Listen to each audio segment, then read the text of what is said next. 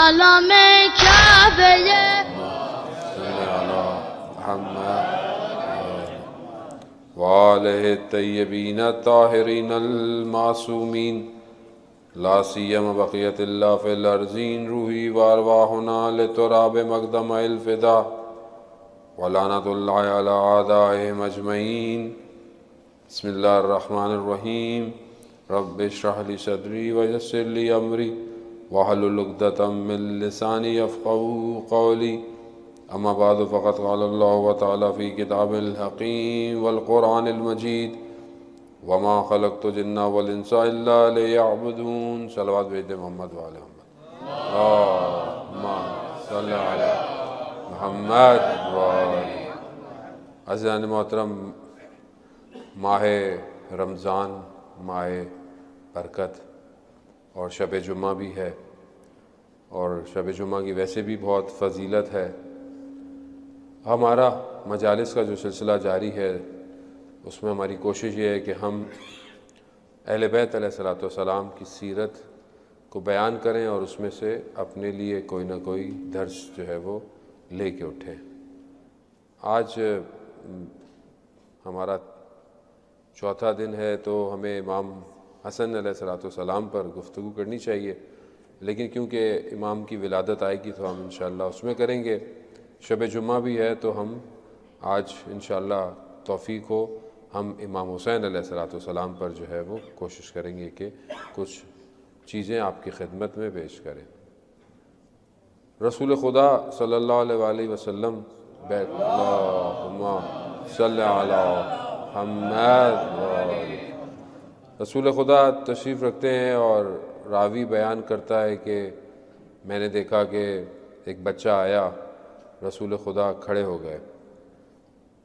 راوی کہتا ہے کہ میں نے رسول خدا سے کہا کہ یہ آپ رسول ہیں، آپ خاتم الانبیاء ہیں، آپ ایک بچے کے لیے کھڑے ہو گئے. کہا یہ حسین ہے، اس کے لیے عرش پہ لکھا ہے ان الحسین مصباح الہدی و سفینۃ النجات. عزیزان محترم، امام حسین علیہ السلام کی جو ہستی ہے وہ اسلام کی بقا ہے. اصل میں اگر امام حسین علیہ السلام کربلا میں نہ پہنچتے اور اسلام کے لیے جو قربانی دی وہ نہ دیتے تو آج اسلام کی یہ شکل نہ ہوتی. اسلام زندہ ہی کربلا کے بعد ہوا ہے. اور یہ جو حدیث ہے رسول خدا کی کہ حسین منی وانا من الحسین، حسین مجھ سے ہے، یہ تو سمجھ میں آتا ہے کیونکہ حسین ان کی بیٹی کا فرزند ہے. انہوں نے اپنا فرزند بھی کہا ہے رسول خدا نے کہ حسین مجھ سے ہے، لیکن میں حسین سے ہوں یہ کربلا کے بعد سمجھ میں آیا. کیوں؟ کیونکہ اسلام کو اگر امام حسین قیام نہ کرتے تو پھر اسلام میں حلال اور حرام اور ظلم اور ستم اور جو ہر چیزوں سے انکار ہو گیا تھا وہ آج ہمارے سامنے موجود نہ رہتا. مگر ہم امام حسین علیہ السلام کی زندگی سے سب سے بڑا درس یہی ہے کہ جب اتنی بڑی ہستی اسلام کے لیے قربانی دے سکتی ہے، ایسی ہستی کہ جسے رسول خدا خود اپنے شانوں پہ شولڈر پہ بٹھاتے ہوں، جس کے لیے رسول خدا سجدے کی حالت میں ہوں اور اگر وہ اوپر آ کے بیٹھ جائیں تو وہی نازل ہو جائے کہ سجدے کو لمبا کر لو، سجدے کے ذکر کو جب تک حسین نہیں ہٹے جب تک سجدہ. کیا بتانا چاہ رہے ہیں؟ یعنی کہ ایسی ایک شخص ہے، ایک ایسی ذات ہے کہ جو اتنی امپورٹنٹ ہے، اور وہ اتنی امپورٹنٹ ہستی کربلا جائے اور اپنا سب کچھ قربان کر دے. کس کی خاطر؟ نام کی خاطر، بادشاہت کی خاطر، ملک کی خاطر نہیں، صرف اسلام کی خاطر. تو پھر میں اور آپ کیا کر رہے ہیں زندگی میں؟ یعنی کیا میں یا میری اولاد حضرت علی اکبر سے زیادہ خوبصورت ہے؟ کیا میرا بچہ حضرت علی اصغر سے زیادہ پیارا ہے؟ تو پھر میرا کردار کیوں اتنا سلو ہے؟ زندگی میں کیوں دین کو اتنا ہلکا سمجھتا ہوں، یا دین میرے لیے، ریلیجن میرے لیے پرائرٹی پہ نہیں ہے؟ میرے لیے سب کچھ پرائرٹی پر ہے، ریلیجن لاسٹ پرائرٹی ہے۔ تو اچھا، جو بچے گا تو دین کے لیے کریں گے، جو وقت بچے گا تو دین کو دیں گے، تو جماعت پہ ٹائم لگائیں گے، تو صرف کریں گے۔ عزیزان محترم، یہ جو دین کا کام ہے یہ پرائرٹی ہونا چاہیے انسان کی زندگی میں۔ کیوں؟ کیونکہ پروردگار کہہ رہا ہے کہ ہم نے تمہارے لیے دین اسلام کو پسند کیا۔ مولا کائنات حضرت علی ابن ابی طالب علیہ السلام ارشاد فرماتے ہیں، اللہم صلی علی محمد۔ امام فرماتے ہیں کہ وہ نعمت کہ جس کا تم سب سے پہلے اور زیادہ شکر گزار ہو، وہ کیا ہے؟ وہ اسلام ہے۔ یعنی ہمیں اس نعمت کا اندازہ نہیں ہے۔ وہ جو مسلمان ہوتا ہے اس سے پوچھیں اسلام کیا ہے، کیونکہ ہم تو مسلمان جو ہمارے آباء و اجداد کنورٹ ہوئے آپ لوگوں کے، لیکن جو ابھی جو نسل ہے وہ تو اسلامی گھرانے میں پیدا ہوئی ہے، اسے تو نہیں پتہ کہ اسلام کی قیمت کیا ہے۔ اسلام کی قیمت اس سے پوچھیں کہ جو کسی اور مکتب میں ہوتا ہے پھر مسلمان ہو جاتا ہے، اسے پتہ چلتا ہے کہ اسلام کیا ہے، جو حق کی جستجو کر رہا ہے۔ مجھے آپ کو تو مسئلہ ہی نہیں، مجھے تو مل گیا اسلام آرام سے، اب تبھی مجھے ایسا ہونا چاہیے، ویسا ہونا چاہیے، یہ نہیں ہونا چاہیے۔ میں کیا کر رہا ہوں؟ ہمیں انگلی اٹھانا بڑا آسان ہوتا ہے کہ وہ یہ نہیں کر رہے، انہوں نے یہ نہیں کیا، جماعت یوں نہیں کرتی ہے، فلانا نہیں ہے، یہ نہیں ہے۔ میں نے کیا کیا آج تک؟ میں نے دین کے لیے کیا کیا ہے آج تک؟ یا میں سوچ رہا ہوں کہ میری کوئی پلاننگ ہے دین کے لیے؟ ابھی میں اپنے بچے کو پڑھاتا ہوں، فلانے اسکول میں پڑھے گا، ڈاکٹر بنے گا، انجینئر بنے گا، سافٹ ویئر انجینئر بنے، بزنس مین بنے، ایک دکان کھول لوں میں اس کے لیے۔ مگر کیا میں یہ سوچتا ہوں کہ یہ کل امام زمانہ کے کس کام آئے گا؟ کیا میں نے اس کو کوئی ایسی چیز، کوئی ایسی اسکل، کوئی ایسا پروفیشن کہ جو امام زمانہ کو ضرورت ہے سکھا رہا ہوں؟ نہیں مولانا، گھر کیسے چلے گا، کاروبار کیسے چلے گا؟ ابھی چھوڑے نا دین کو، کتنا دین کریں گے؟ دین صرف مسجد میں نہیں ہے، دین زندگی کے ہر حصے میں دین ہے۔ دین کاروبار میں بھی ہے، دین بازار میں بھی ہے، دین گھر میں بھی ہے، دین اسکول میں بھی ہے، دین کالج میں بھی ہے، دین یونیورسٹی میں بھی ہے، ریلیجن ہر جگہ ہے۔ ہم دین کو صرف مسجد میں نہ رکھیں عزیزان محترم، کہ مسجد میں آئے تو دیندار، باہر نکلے تو چھوڑے، دین سے کیا تعلق ہے؟ حلال کا حلال، حرام کا حرام، ہمیں کیا فرق پڑتا ہے؟ نہیں، دین اجتماعی اور فطری دین ہے۔ اور اگر آج مجھے عادت نہ ہوئی تو کل جب امام آئیں گے تو مجھے بہت مشکل ہو جائے گا دین کو سمجھنا، کیونکہ میں نے دین کو پارٹ ٹائم رکھا ہوا ہے۔ پارٹ ٹائم ہے دین، بچ گیا تو دیندار، بوڑھے ہو گئے تو مجبوری ہے، ہاتھ میں تسبیح، اور تو آپشن کوئی نہیں ہے۔ پھر حج عمرے پہ چلیں، اور کیا جتنی حجیں ہیں زیارت کر سکتے ہیں کریں۔ جوانی میں کہیں اور گھومنے چلتے ہیں، پیرس میں چلتے ہیں، گھوم پھر کے آئیں گے، جائیں گھومیں پھریں، لیکن ریلیجن کو کتنی امپورٹنس ہے آپ کی میری زندگی میں۔ عزیزان محترم، جو دیندار ہے اسے یہ پریشانی ہوتی ہے میں جب کہیں جاؤں گا تو میں نماز کیسے پڑھوں گا۔ جب کوئی ٹریول کرتا ہے اسے یہ پریشانی ہے کہ میرے روزے کا کیا ہوگا۔ جو دیندار ہے اس کو یہی پریشانی ہے، کیونکہ کس کو کیا پتا کہ کل ہم ہیں یا نہیں ہیں۔ امام حسین نے یہی ہمیں سکھایا کہ جتنی بھی تمہارے پاس خوبصورت امپورٹنٹ چیز ہے سب تم نے دین کے لیے دینی ہے، سب دین کے لیے دینی ہے۔ خوب بہت بہت مشہور شیخ کا واقعہ ہے کہ عراق میں پریشان تھے، تو ایسے میں ایک گھوڑے سوار آیا عربی، اس نے پوچھا شیخ کس بات پہ پریشان ہو؟ کہا میں یہ پریشان ہوں کہ یہ کربلا کی زیارت پہ ایک ایک قدم پہ اتنا ثواب ہے۔ امام حسین کی زیارت پہ آپ جائیں، ایک قدم پہ، 40 پہ خاص طور پہ اتنے گناہ ختم ہو جاتے ہیں، حج کا ثواب ہے، اتنے عمروں کا ثواب ہے. تو کہہ رہا ہے میری سمجھ میں نہیں آ رہا یہ کیسے ہے. تو وہ اس عربی نے اس شیخ کو ایک واقعہ سنایا، داستان کہ ایک بادشاہ تھا، وہ اپنے لشکر کے ساتھ، اپنی فورس کے ساتھ جنگل میں گیا اور کھو گیا، اور اپنے فورس سے جدا ہو گیا.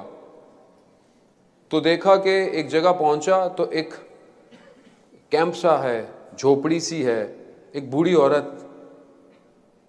اس کو کہا کہ میں بادشاہ ہوں. اس نے بولا ویلکم. وہ تو کیا کر سکتی تھی. اس نے کہا بادشاہ میرے پاس تو کیا ہے. تو اس کے پاس ایک جانور تھا، ایک شیپ تھی، ایک بھیڑ. اس نے اس کو قربان کیا اور بادشاہ کی خدمت کی. کہا بادشاہ میرے پاس یہی ہے. ایسے میں بادشاہ کا لشکر پہنچ گیا، بادشاہ کے لوگ، وزیر، منسٹر سب پہنچ گئے. بادشاہ نے بولا اس بڑھیا کو بھی لے چلو. کہاں؟ بولو اس کو دربار میں لے چلو. وہاں لے گئے. اب سب سے پوچھا کہ اس بڑھیا کو میں کیا گفٹ دوں. کہا اس نے ایک آپ کے لیے قربانی کی ہے، آپ اس کو 100 اینیمل دے دو. کہا نہیں یہ تھوڑے ہیں. کہا اس کو بہت سارے دے دو. کہا وہ بھی تھوڑے ہیں. ہلکے ہلکے ہلکے کہا اس کو آدھی حکومت دے دو، آدھا اپنا سب کچھ دے دو. کہا یہ بھی تھوڑا ہے. تو کسی نے کہا کہ پھر بادشاہ کیا اپنی پوری دولت دو گے، پوری حکومت دو گے اس کو؟ کہا پھر بھی تھوڑا ہے. کہا کیسے؟ کہا کہ جب میں اس کے پاس گیا، میں بادشاہ تھا، یہ رعایا تھی، اس کے پاس جو کچھ تھا اس نے اپنا سب کچھ مجھے دے دیا. اب یہ میرے پاس ہے، میں بادشاہ ہوں. اب اگر میں سب کچھ دے بھی دیتا ہوں تو بھی تھوڑا ہے، مجھے اس کا شکریہ بھی ادا کرنا پڑے گا. تو اس عربی جوان نے کہا شیخ امام حسین کے پاس جو کچھ تھا، 6 مہینے کا بچہ تھا، 18 سال کا علی اکبر تھا، بھائی جوان تھا، بوڑھا حبیب ابن مظاہر تھا، جو کچھ حسین کے پاس تھا سب امام نے خدا کو دے دیا. اب جو بھی خدا کی خدائی میں ہے وہ سب حسین کا ہے.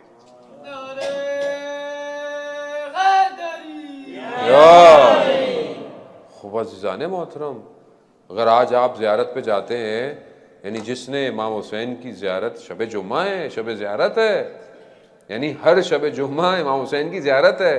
اگر آپ نہیں جا سکتے ہیں، کھلے آسمان کے نیچے 3 دفعہ جا کر کہیں السلام علیکہ یا ابا عبداللہ، السلام علیکہ یا ابا عبداللہ، السلام علیکہ یا ابا عبداللہ. آپ کی زیارت ہے. ساری روحیں آج کربلا کی طرف ہیں. شب جمعہ سب روحیں کربلا جاتی ہیں. کیوں اتنا ثواب ہے امام حسین کی زیارت کا؟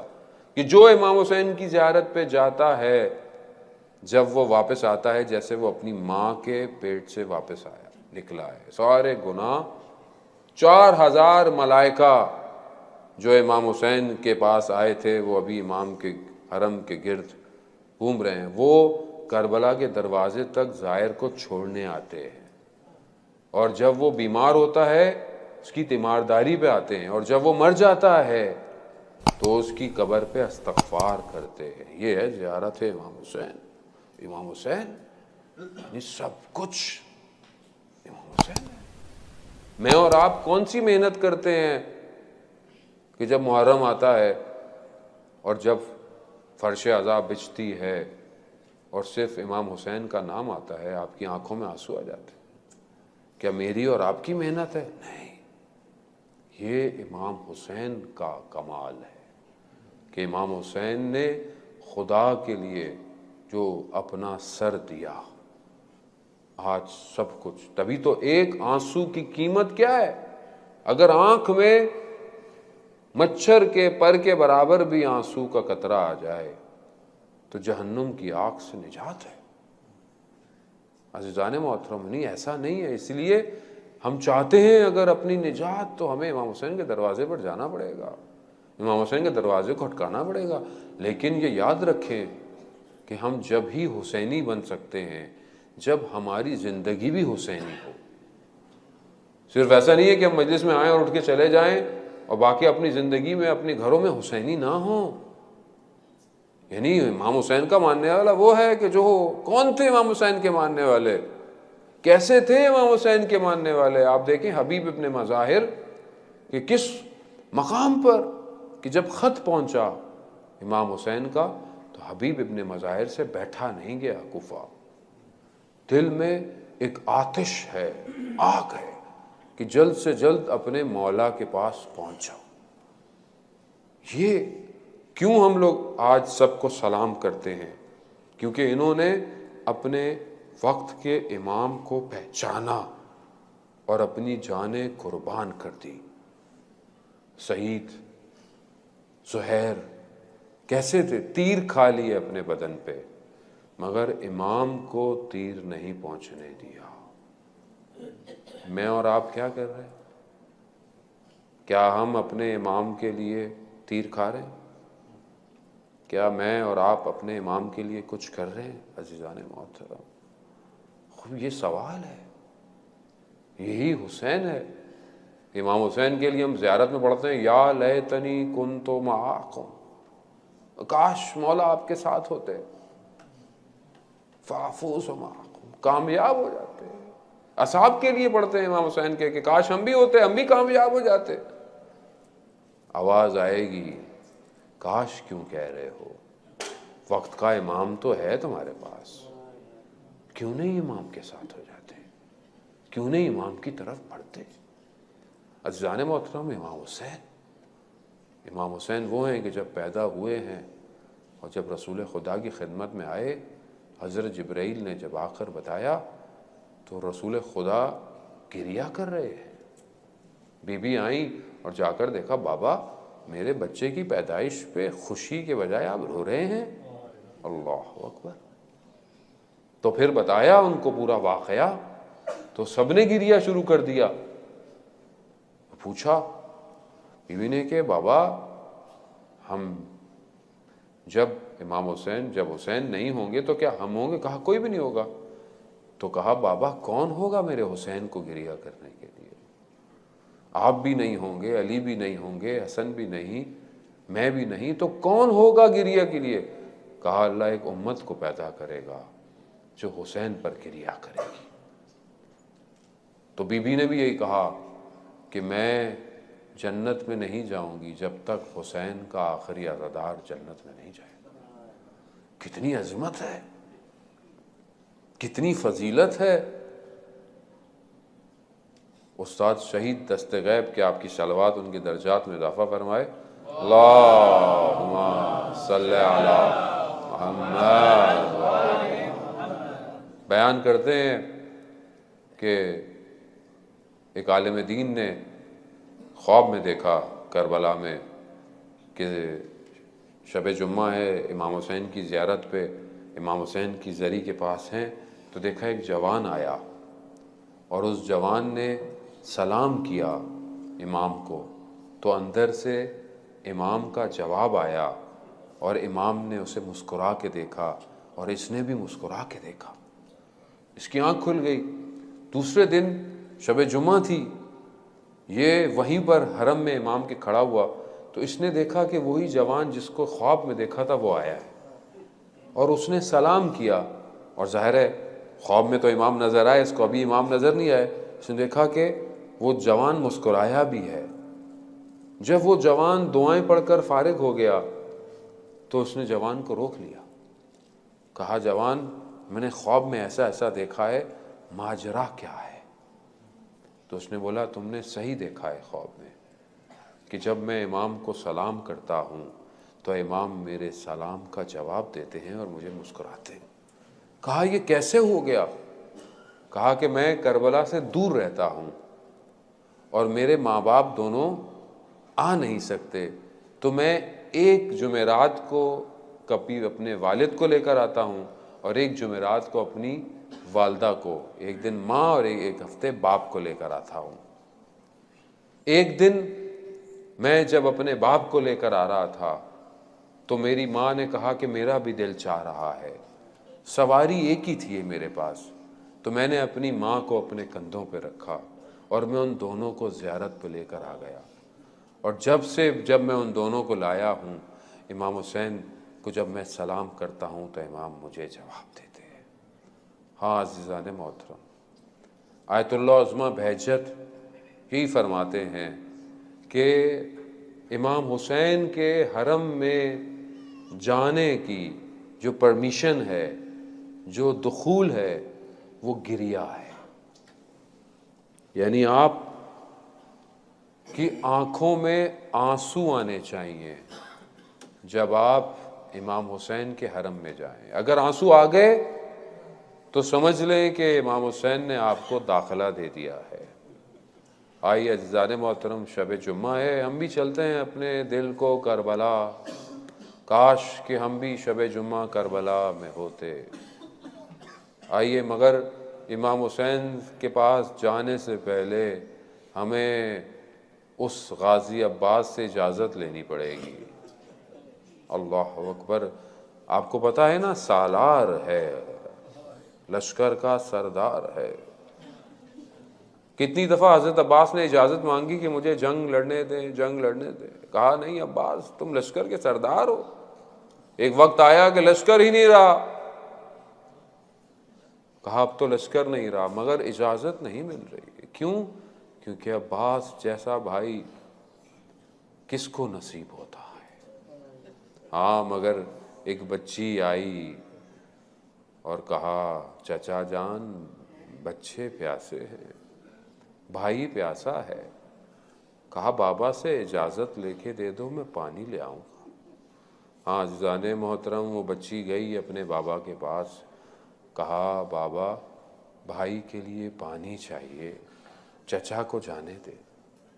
ہاں، ہو سکتا ہے حال دل ہے امام حسین نے یہ کہا ہو بیٹی کو، بیٹی تمہیں اپنے بھائی کے لیے پانی چاہیے، مگر میرا بھائی گیا تو واپس نہیں آئے گا۔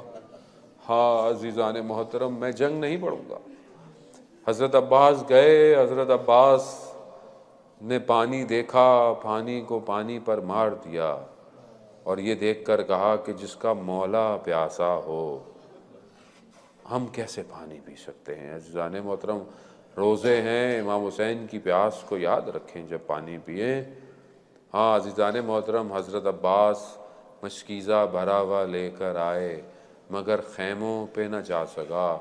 حضرت عباس گھوڑے سے زمین پر آئے، نہ جانے کیسے آئے۔